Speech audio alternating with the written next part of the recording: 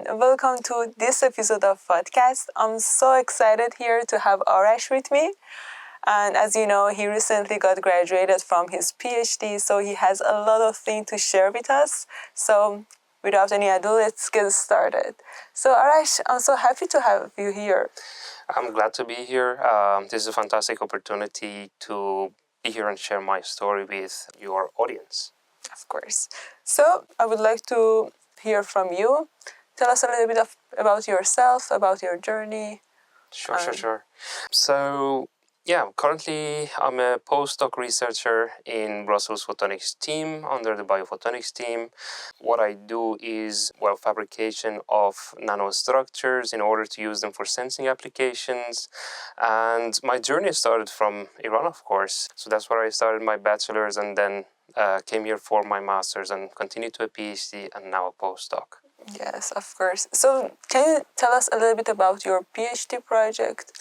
Surely, yeah. It was about, rapid sensing of bacterial cells. So, as you know, a lot of the bacterial cells that you might have in humans, in animals, they are safe to be there, they're safe in our bodies. But of course, a group of them can be causing infections that are clearly unhealthy and not so easy to control.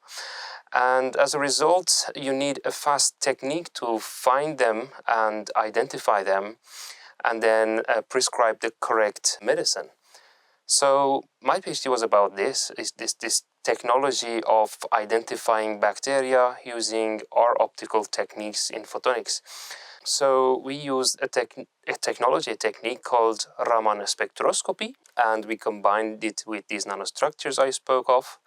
And finally, the combination of these two would give us an amplified signal that would enable rapid screening of bacteria. Using machine learning and classification algorithms, we were able to identify them rapidly after the measurements as well. So in the end, we had a platform that could have these bacteria going in from one side, be measured using our optical readout system, and finally using machine learning be identified, so you know specifically what type of bacteria they are. And finally, that would help doctors, hopefully. I don't know yet. It's not been really implemented in reality. So hopefully at some point it could help doctors make better decisions and faster decisions about the infections that people have in their bodies or even animals. Yeah, that's very cool. Especially animals. So it's very nice to see that the research that you are doing has an impact for the real world application.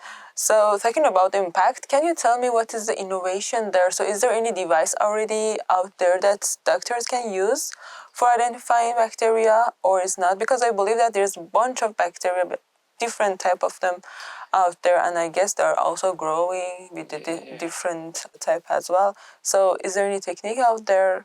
If not, so what I do.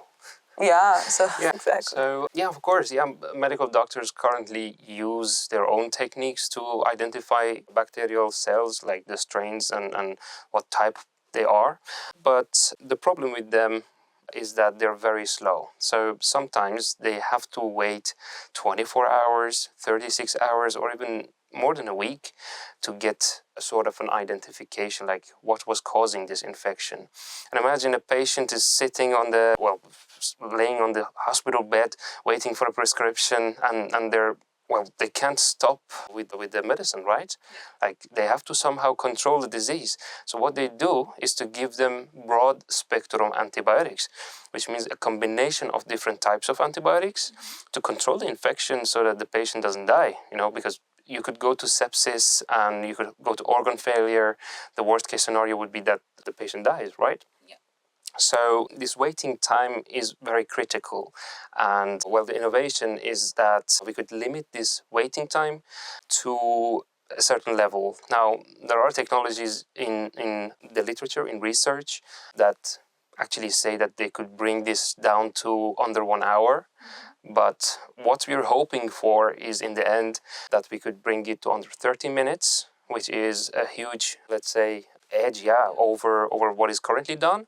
And finally, if it goes under 30 minutes, then the innovation is, let's say, more advantages than the competition in research. But currently, commercially, And in practice, there is no tool that could help medical practitioners do this as quickly as possible. And yeah, that's why we do this innovation, this technology. Yeah. I have a lot of questions about the field that you are doing. So if you want to talk about the technical points, so I guess wouldn't be that interesting for our audience. So I would like to go for the a bit more personal aspect that you have during your PhD. So tell us a little bit about the lowest moment in your journey. So I believe that PhD is not always about like successful result, or it's not a smooth path. You have a lot of ups and downs, because over there I know how it is. So tell us a little bit about the lowest point and the time that you were like, oh my God, I cannot do it anymore. But what exactly motivates you to keep going? Well, that's a very nice question, because usually a PhD journey is not really a smooth one. Well, for some people who are very lucky, it could be, but for the normal PhD, it is not. And maybe this is good that I'm saying this, because, yeah, it doesn't build expectation that it should always go smoothly. And well, for me, the specific moment that comes to mind is at the end of the PhD. While I was trying to finalize everything, I felt under a lot of pressure, because, when everything is coming together, to end your story, of course it's nice. You're looking forward to finishing your PhD. But at the same time, you're under a lot of pressure with, are my results completely correct? Am I able to go to my defense and defend them properly in front of a jury of professionals, experts? Yeah, feeling that if you're good enough, that's always, indeed. Yeah. So I feel like that was maybe my lowest moment during the PhD. Of course, I had a lot of other low moments. For example, you go to our innovation center in Goik after, let's say, 1.5 hours of traveling time. You arrive there and you're prepared to do your experiment, and something doesn't work. Yeah. So practical things, logistics, they're always involved in applied work. It's not that you're behind the computer and you trust that everything will go well when you turn on the computer. It depends on other people, it depends on machinery, it depends on a lot of things going right. And it wasn't always the case, and yeah, those moments maybe are low, because you expect to get some results by some time, and then your plans are delayed, and then you don't feel so good. But then again, you fail an experiment, you don't meet a deadline. A lot of these things could be lows in your PhD, but then the top one was still closest to the PhD defense when you're trying to finalize your results and start writing. So I pick that. Yeah, that's nice. So talking about the lowest moments, so tell me about a little bit of achievement that keep you motivated. So what was the reason that you were like, okay, I'm not gonna give up. There is something out there that I like it. I want to continue because of this, blah, blah. So tell me the biggest achievement and the moment that you feel like, okay, it motivates me, encourage me, and that's the reason I want to continue this journey. Yeah, so one of the best things about my PhD was that my promoter and my supervisors, well, generally the supervision team, they were very encouraging, and they would leave me free to explore my ideas. So the fact that I could follow up on my passion really derived me. As I say, PhD is very difficult, as you have experience, of course.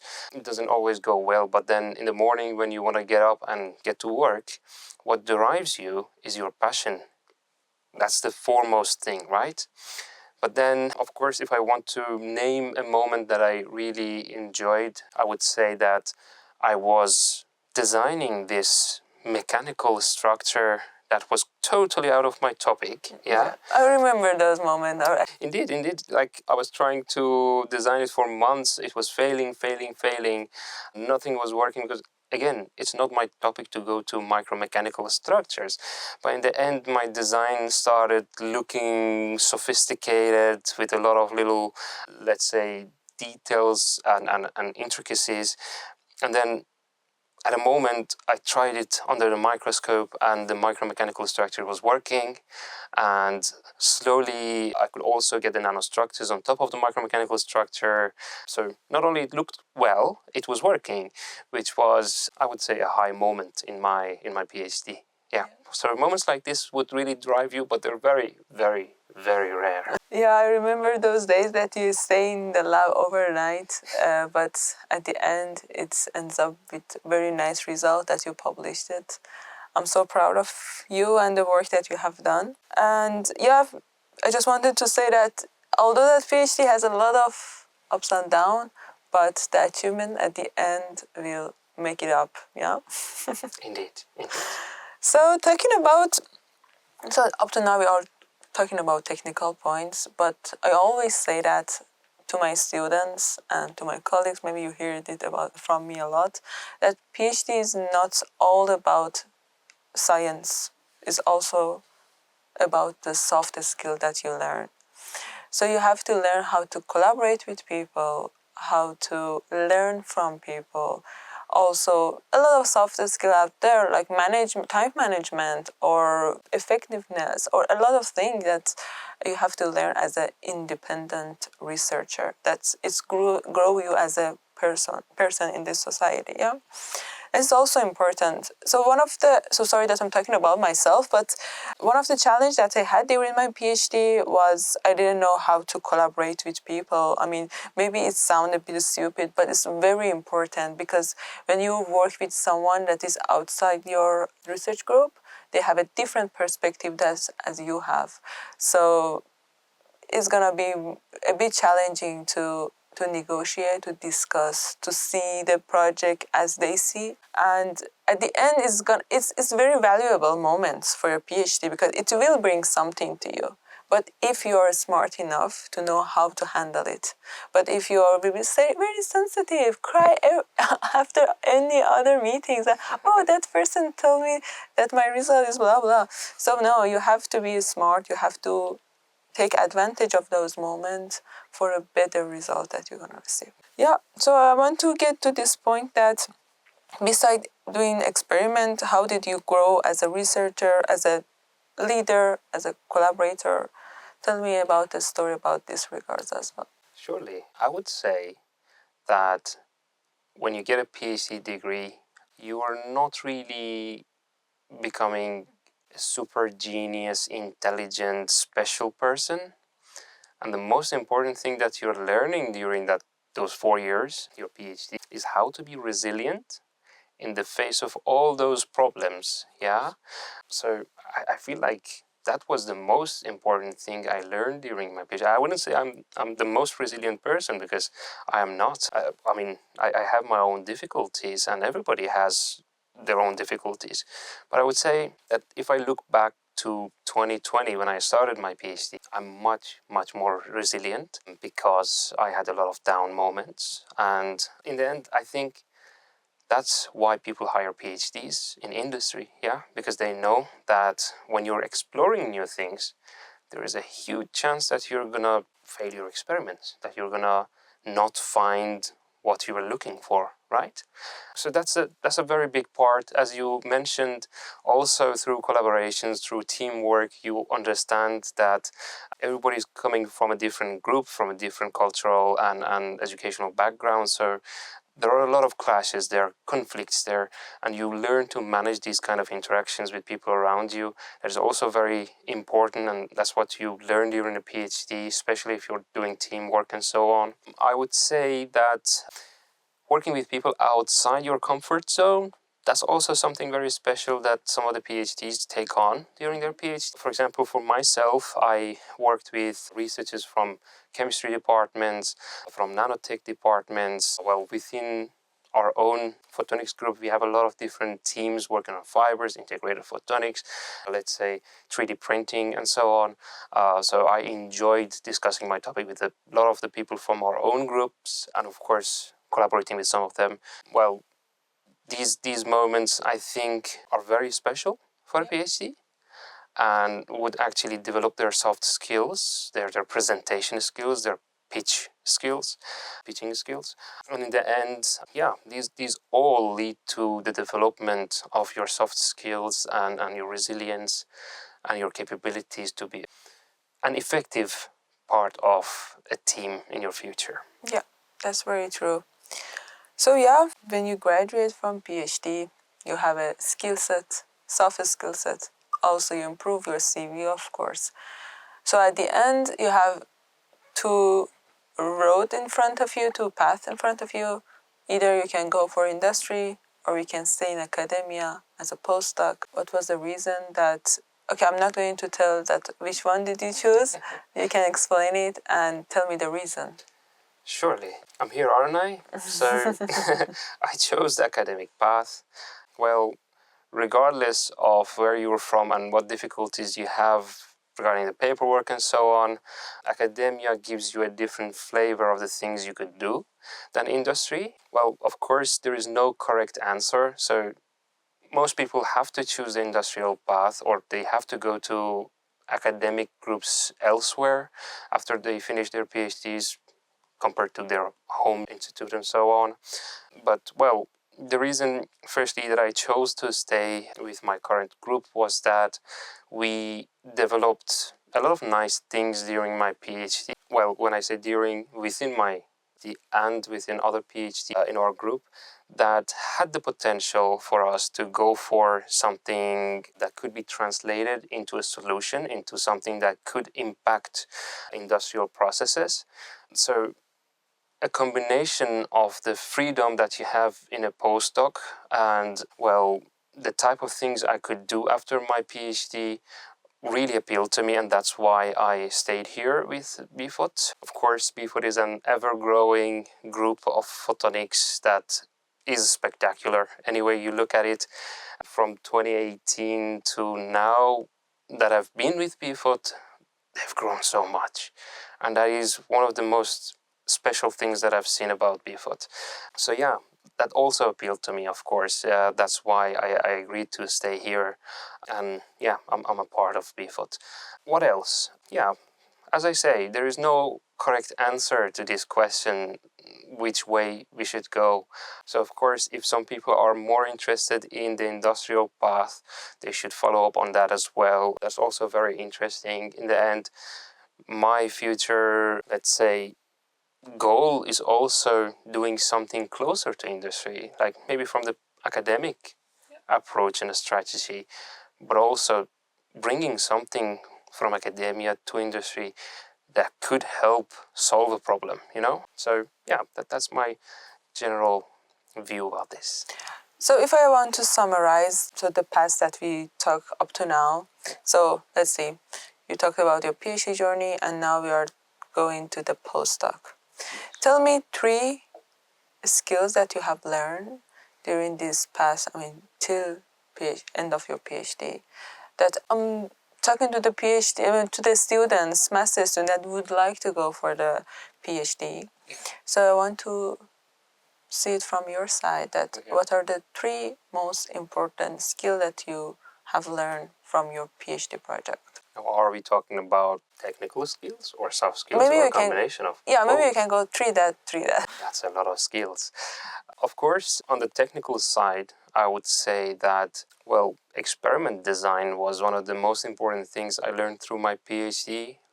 Because in the beginning of a PhD, what you have is great support from your supervision team, where they teach you all these different kinds of things, like design of experiments and so on and so forth. And then later on, they would like you to learn to be more autonomous, right? Because you're becoming an independent researcher. So I would say, yeah, experiment design was the first thing. Second thing, I would say, especially in my PhD, because it was interdisciplinary, I learned to combine a lot of ideas from different fields and how to be innovative by combining these things. So it's not only one specific topic that you are doing your PhD on that you should be innovative with, right? Like you could just combine it with other things and give it a different flavor. So that was also something like that, thinking outside the box and finding interesting things from other topics and fields that you could inject in your own PhD. That's something that I learned. And then the third one, I would say, well, we are in the era of AI. So I learned how to use different tools to my own advantage, like, for example, the machine learning algorithms and how I use them for the identification of bacterial cells, like to analyze my data. And of course, at the end of my PhD, I also did research work on how to turn signal into an image and then do image processing on them to extract information, which was quite interesting for me. So I would say the use of this very interesting tool, AI, in my research was also something very interesting I learned. On the soft skills side, of course, during a PhD, you have to present your work and pitch your work so much that you develop that part of your soft skills very well. Like, I would say that I'm a better presenter than I was in the beginning of my PhD. So that's point one. The second point would be that now I'm a better person. Well, I hope I am a better person to work with, because during the beginning of my PhD, it was COVID. So it was very difficult to talk to people and collaborate with people. So you were alone, you were closed down. But then afterwards, slowly, you had to warm up to people. You had to, get used to these differences that you might have. So conflict resolution, I would say, and team management and leadership is the second thing that I really learned, and I hope I'm a better person in them. And the third one, well, what we are doing right now, is that a skill? Yeah, it is. So of course. we started that during my PhD with a team of people from B-PHOT, Timo van Kocht, Marjorie, you yourself, a lot of master students who helped us record these podcasts. So all these nice people, we founded or we gave birth to PHOTCAST series, which I hope counts as one soft skill at least. Yeah, it will. Why not? So maybe I can add one. Yeah. Also, the softer skill part. I guess the time management is also important. I personally have learned it during my PhD, because you have to be efficient. You don't have much time. You have a lot of deadline that you're dealing with, a lot of, like, not project itself, but you have a lot of side thing next to your work that you have to also teach, and a lot of you have to also supervise students, master students. So time management is very important. In the beginning, I was founding myself 1 week just working on just simulation, and I forgot about the other stuff that I have to take care of. But now, when I look back to my PhD journey, I see that, okay, I have a calendar that I booked my days, like 2 hours for this specific task, another 2 for that. It helps me a lot because I somehow organize my brain and my mind. So, okay, during these 2 hours, you just have to think about this specific task that you have. And then, I guess it was more efficient, let's say. Yeah, I think that's one of the reasons that people with PhDs go for managerial positions, because they're better project managers, they're better time managers, they're more efficient in planning their time and using planners. Of course, you always need to use some tools to keep track of everything that is going on around you, because you have a limit, of course. Of course, that is a soft skill brought up by you, so I'm sure that you're great at it. I don't know how much I developed that. I struggle with time, always. I don't know. But I'm glad to hear that for you it's working. Yeah, for you also, I guess you are much better with deadlines. Hopefully. I got my PhD, didn't I? Yes, so, okay. So, up to now we talk about PhD and all the achievements that you think that you bring into your CV. Yeah. So let's go back to the postdoc journey that you have been taking it for a few months, I believe. Yeah. So first of all, tell me, what is the day of a postdoc like? So how is the typical day as a postdoc? Yeah, well, I wouldn't say it has changed a lot compared to when I was a PhD. So still doing research work. Maybe that was my own choice to continue with my PhD research. It was your choice as well, because we are really passionate about what we did. And they're like a baby that we grow up with our hands. So you don't give it away. No, true. So we want to see an end to it, a sort of a practical thing coming out of it. So I continued with my PhD research. That's the wing of biophotonics that I'm, let's say, leading at the moment. Well, working with nanostructures and bacterial cells. Other than that, well, when you become a postdoc, it's not a specific 4-year project that you have, unless if you are hired for it, or unless if you apply for a few-year project and you start doing it. So you have to work on different things. Yeah. So it becomes multiple projects that you're trying to manage. So that's the life that we have at the moment. B-PHOT has a very nice European project called Photon Hub that I'm taking the lead on one of their projects. And then hopefully I can have some very nice students in the near future for the second semester and later. So it's a part education, a part extracurricular stuff like this, and a part Supervising. research, supervision, yeah, these kind of things in general. Yeah. Very enjoyable. Yeah, Very busy. enjoyable. Yeah, I'm happy so far. So if I want to get back to your PhD and make some connection, Sure. those achievements that you mentioned like a few minutes ago, like collaboration, you had a skill that you have a multidisciplinary project, you collaborate with different, you collaborate with the hospital of Antwerp, if I'm not mistaken, Yes. or different universities from Netherlands, so on. So I want to know that how those collaborations help you in postdoc. Well, or in your career after. yeah, well, one of the most important things in these kind of collaborations is that, well, you don't leave them as they are. So hopefully you can continue them. And that's what we're doing with some of these collaborators. Of course, sometimes they need a sort of an expert input from, a sort of a Raman specialist, which hopefully I can count as one. So you do a service for them, and that's the collaboration, and it ends at some point, unless if they bring up other things. But then if you co-develop something, and that's the more interesting part, then hopefully it can grow into European projects, Flemish projects, Wallonian projects, and so on, so that you could continue working on them and, well, develop them into something, again, that could solve a problem. And, well, the collaborations that I had with the University of Twente and other groups at UB, they're continuing, and hopefully they could be developed into bigger projects. Well, the work that we did with the hospital, we're also following up on those, and hopefully we could also grow those with more people involved in my research track of bacterial identification, antibiotic susceptibility testing, and so on. So I think for my CV and my career, the effect that they have is not only the research work that we did and the publication that we had together, but it's also, well, the continuation into a nice solution in the end. And of course, in your CV, it's nice to have other countries, other universities as well. Like when you look into the future and you're like, okay, I'm going to apply for some funding and so on. Sometimes they're really interested to see if you could actually bring other aspects into your own project, into your own comfort zone and work with that. And also if you could go to those universities and do something. That's mobility. Indeed, a lot of new projects like Flemish, they need mobility. So they appreciate it's very it. important. When you're looking as a master student into PhD opportunities, it's also important that you look into the mobility scheme that PhD opportunity might have. And if it doesn't mean that you don't choose them.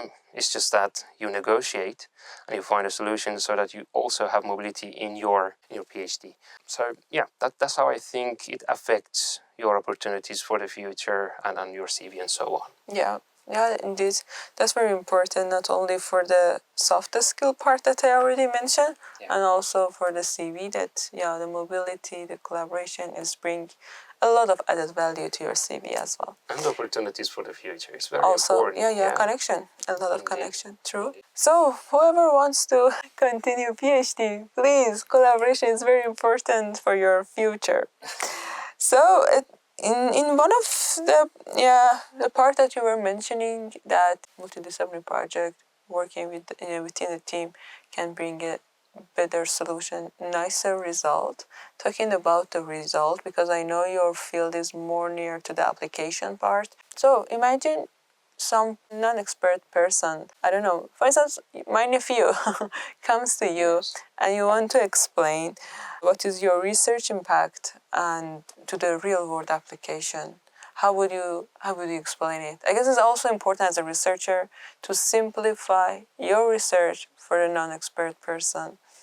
Yeah, I think that's one of the hardest things That's true. that people ask us. Like, what do you do in simple words so that we understand? What do you do? And yeah, it's a very difficult question. So how I can say it? Yeah, please. Maybe first of all explain what is photonics in a simple word. I'm saying my nephew because he is very interested in technology. Yeah. He is 14 years old, but he doesn't know much. Sometimes he comes to me and talking about quantums. I saw something in YouTube. Do you know what is quantum? And I don't know how to explain it to him. It's quite difficult. Yeah. And whenever I was talking to him saying that I got graduated from my PhD, and he was like, what did you do? How is it related to quantum? Because he heard quantum and he just keeps saying it. Yeah. So that's very difficult to explain to someone out of the field. So first of all, explain what is photonic. Yeah. I'm gonna send this podcast to my nephew to maybe hear it from you. Well, I'm glad that he could watch this, firstly. And secondly, well, how I would like to usually explain what photonics is by saying, like, have you ever used the flashlight of your phone? Have you ever, used the DVD player for older children? So almost anything around you has a connection with light, and photonics is simply the science of light, how you could use it, how you could generate it, how you could implement it in different applications, and for scientists, for academic people, how you could study it. So that's simply photonics for me. I don't know if it's simple enough, but yeah, that's what we do. And how I could explain the impact of my work in simple terms, well, I would say that we're taking that light element, and we're trying to use its specific characteristics in order to solve a problem. So in case of us who are like applied photonics people, the problem is a practical problem. It's like a medical, let's say environmental problem, for example. A doctor needs faster, let's say, diagnostics in order to give the patient some prescription faster, right? And we try to develop something using light that could bring about that, let's say, diagnosis that the doctor needs. And then that's the problem that we're trying to solve, and we solve it with light. Now, to combine other stuff with it, so we try to use computers in order to analyze our measurements. So you send light in, then you record the light using an imaging system, sort of a detector. And then what does it mean? So then we use computers using AI nowadays. Everybody knows AI, right? AI. We use AI to find out what's going on. To automate everything and to find out what's going on in what we're measuring. And that's what we do. So send light in, record it back, and then see what's happening, and then help people with it. Be it a medical doctor, an environmentalist, or maybe an industrial person who's trying to detect hazard. Yeah. So it can be a lot of things, or it could be for the mere exploration. So you could just study light because you like light, because that's what makes you be able to see everything around you, and a lot of the technologies depend on light. So it's everywhere around us, and hopefully we can make an impact with our work. Yeah, of course. And there is a lot of real application that we had in B-PHOT. For instance, the food monitoring that is already up. They're using it in industry, and a lot of more application that is already there for the real application, let's say. So till now, to wrap up, we had a PhD journey. Now you just started, not just, but few months have started your postdoc, but I want to go towards the future. So tell me, where do you see yourself in 5 years? I mean, it's gonna be like in really interviewing for a job question, but that's very important to know. How do you see yourself in future? Yeah. What is next for you? Sure. Maybe something I can add there is that I was a master's student at Brussels Photonics in the beginning, like in 2018, when I came from Iran to Europe. The reason I came was for the master's program, and that enabled me to, let's say, think in a more sophisticated way about photonics and about research and so on. And then I stayed for a PhD, and now I'm a postdoc. So yeah, maybe some of the audience are master's students or bachelor students who are thinking about our master's program or our PhD opportunities. So if you are, do it. And about 5 years in the future, well, that's very accurate, but our efforts at the moment are about applying for funding. Hopefully, if we get them, we could develop our current technologies further. And, well, as I said, develop them into solutions that medical doctors, as industrial people, could actually use.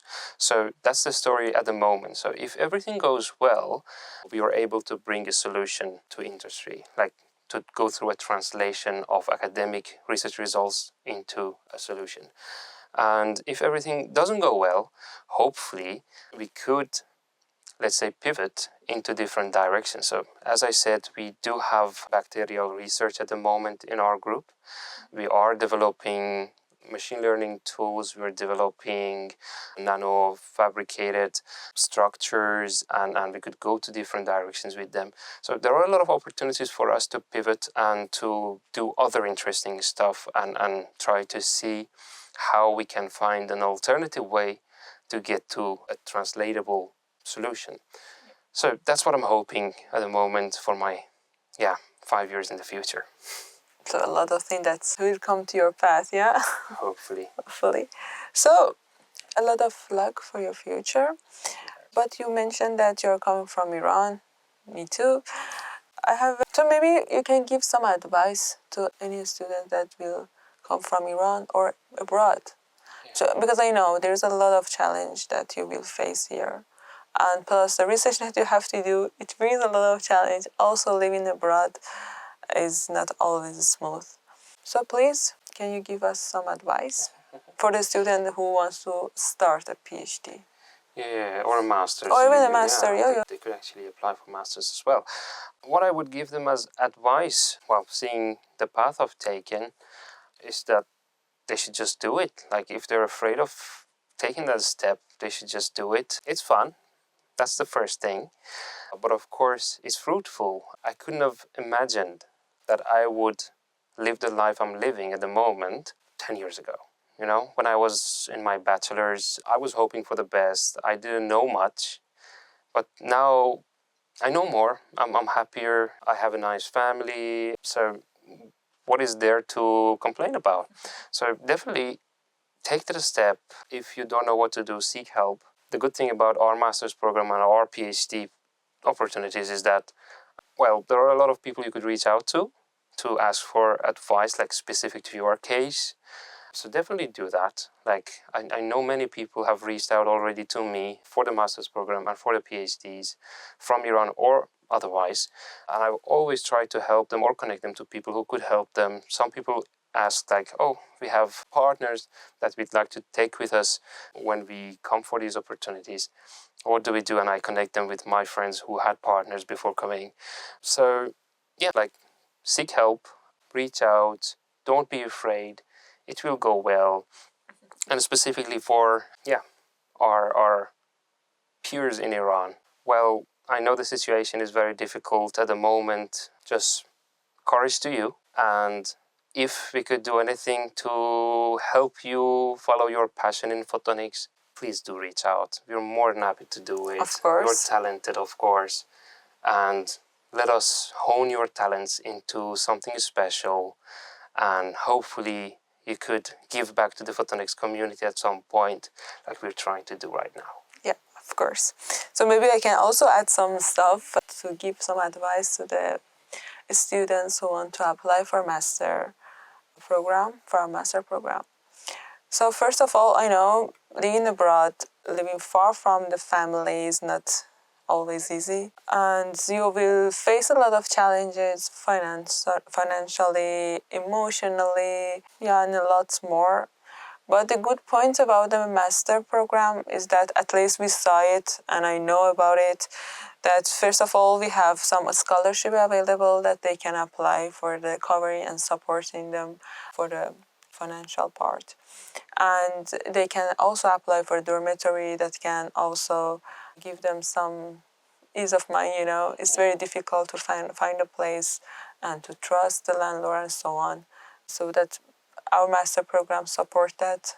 And also if you need any information regarding to how to apply the exams or the regulation and everything, you can, as I mentioned, you can reach out and we will be more than happy to help them. And it's interesting because the master's program that we have is shared with the Ghent University. So if you're interested in Ghent University as well, you could always reach out to us and we will put you in contact with the correct people. So it doesn't matter if you're interested in either, just reach out. We are from VUB, but of course we support it's a joint you in any way we it's can. a joint program. Yeah, and also, I don't know if that is good news to share at the moment, but we have Fortify. Yeah, I wanted to mention that, indeed. Please do mention it. So for the master student who wants to apply for our program, either UGent or B-PHOT, for both of them, you can apply also for Fortify. That's for the next episode. We're going to talk about Fortify in more details. We're going to have Marjorie or Haiti that they will introduce Fortify. We have a lot of exciting news. And I'm so excited for this project that we have. It's a European project with a lot of partners around the Europe. So a little bit of hints, you can travel around the Europe, you can get some credits, you can also have financial support through this Fortify project. That's a very, very exciting project. When will you start hiring students? From hiring, you mean you can apply? They can apply. Semester they start? From next year, so they can apply from January. This January? This January, in 2 months. Yeah. Well, from the time of recording, maybe they indeed. see So it later. January 2026, you can apply for our master program and also for the Fortify. You will see the details in the next episode. So stay tuned. So Arash, I have the last question. So up to now, we talk about the master, PhD, and postdocs. But one of the questions that I always receive, I saw it also in TikTok that people asking that what is the tool or software that you use every day and you cannot live without it. It's going to be I would say that Python, that is a very kernel part of my everyday. I do a lot of programming, and I think if you're going to invest your time in anything, invest it in learning this programming language, and of course how to use AI to write in Python, because nowadays nobody sits and writes their own code anymore. So you have a problem and you need a solution for it. So what you have to learn now at the moment, I think, is to learn how to use AI in order to write code faster and to get to your goals faster. And the funny thing is that you don't need to know MATLAB, Python, numerical APIs and so on to actually write a function in code. You just need to know how to talk to AI, which is a very positive point. I think a lot of the leaders of AI, like the CEOs of OpenAI and NVIDIA and so on, say it very correctly that in a few years we will not have people specifically sitting and writing code or these kind of things anymore. You have people who know how to engineer prompts. You have people who can use multi-agentic systems, and that is, I think, the type of tool combination that you should be using. Now, the other day I was in a cohort and people were talking. I'm not an expert in AI, of course, and they were talking about getting an agent from Claude, for example, using that as a senior software developer. And then it would give tasks to Grok, to OpenAI, to ChatGPT, and to these different tools in order to have a system that is self-sufficient. So it develops its own software. And that was quite interesting to see. People are just sitting and talking to an AI chatbot, and then it's doing stuff for them, like to develop a full software just via talking, that's fantastic. So yeah, just invest your time in such tools, and that's something that I've been trying to learn and use every day. Yeah, take advantage of it, why not? Of course. And so I have the last question. I'm not sure if you can answer that, but because I know, okay, let's see. If you could recommend a book or a paper, maybe you would recommend a paper, not a book one, what would it be? Well, the problem with reading books nowadays is that I also give my books and papers to AI to read and then summarize so I can go through them faster. Well, I don't read a lot of books, so I can't recommend anything. But if you're going to read a paper, I would say that there are a lot of nice things on search at the moment. So if you search for small methods, like it's a journal, and then search for a combination of search and hotspots, there are some nice, I think, papers there that cover the topic that I've been working on very well from a methods point of view. That's what I like about small methods. It's because it goes into details of why things work and how to use them rather than just reporting results. So yeah, why is a hotspot a good hotspot? So Arash, thank you so much for participating in this episode. So I guess we switch our seats because normally you host the station, but today I took your place. I hope that everyone enjoyed this podcast. I guess it was very interesting listening to your journey from master till postdoc, and once again congratulations on your PhD and your new role. To you too as well. Thank you. And where can people find you? Well, yeah, I mean, I spent some off time to develop my own little website where I try to include all the little things I do, and I have a media hub as well if you are into following my social media stuff. So it's arashfacebour.com, so my first and last name.com. Yeah, so if you want to reach out, when you open the website, there's like a little send a message part that you could just write me a message and I get an email if you hit send. And then you could reach out to me via email, via LinkedIn, Instagram, anywhere. Please do reach out. Of course, please. You are more than welcome to reach out. It was very interesting to hear your journey, Arash. And let's end our podcast today. Thank you very much for having me today. I'm very glad that I could play a role and share my story to your audience. And I hope it's helpful to somebody who's going through the same journey, and they could pick out some parts that are beneficial for them. And I'm hoping that I could someday return to not only host this set of podcasts, but rather share my research stories, my interest in culture, in music, in a lot of things. So hopefully this is a start for many more podcast episodes. Yeah, of course. So once again, thank you so much for listening to our podcast.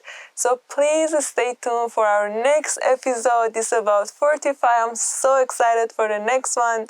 So see you in the next episode. Bye bye.